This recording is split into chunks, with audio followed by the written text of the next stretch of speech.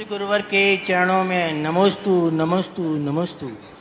क्षुल्लक श्री के चरणों में इच्छामि इच्छामि इच्छामि।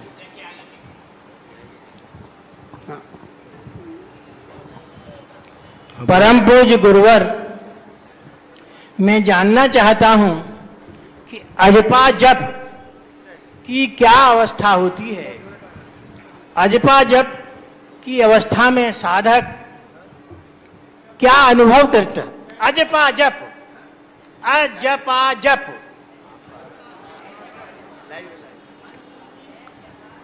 अजपा जप।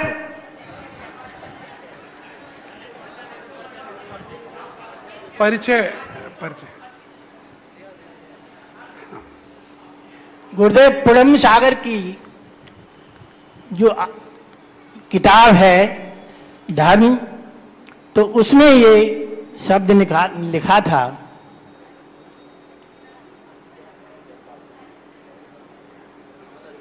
ठीक है। अजपा जप की क्या अवस्था? जप, जिस जप को आज तक किसी ने नहीं जपा, उस जप को जपना। संसार की सभी चीजें हैं, बार बार भोगी गई, बार बार छोड़ी गई। एक ऐसा जप करना, ऐसा ध्यान करना जो अजपा है, जो हमने आज तक नहीं जपा, उसको जपने की अवस्था है। जब जागो तभी सवेरा है। इस अवस्था में साधक क्या अनुभव करता है? इस अवस्था में साधक एक नए पने का अनुभव करता है, क्योंकि संसार की सारी क्रियाओं से उठकर एक उस नए मार्ग की अनुभूति होती है। उस नए मार्ग में उसको नया अनुभव होता है। अजपा जप की अवस्था प्राप्त हो जाने के उपरांत मोक्ष मार्ग साधक अगली किस अवस्था में पहुंचता है? हमारे यहाँ अजपा के अनेक भेद है। एक तो अनादिकाल से व्यक्ति ने सम्यक दर्शन प्राप्त नहीं किया, तो वो सम्यक दर्शन प्राप्त करता है, उसका आनंद लेता है।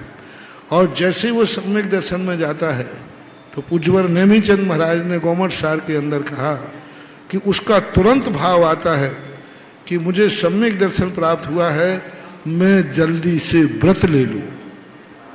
तो इस चारित्र में बढ़ने की आकुलता बढ़ जाती है और आगे बढ़ने की, वो भी अजपा जप है।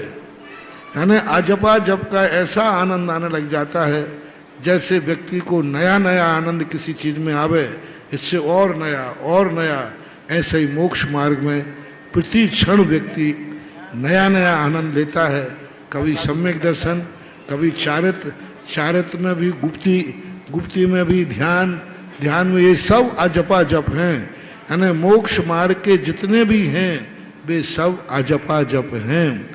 और कुंद भगवान ने इस बात को समय सार के अंतर्गत किया कि संसार जो एकत्व भक्त है वो अजपा जप है।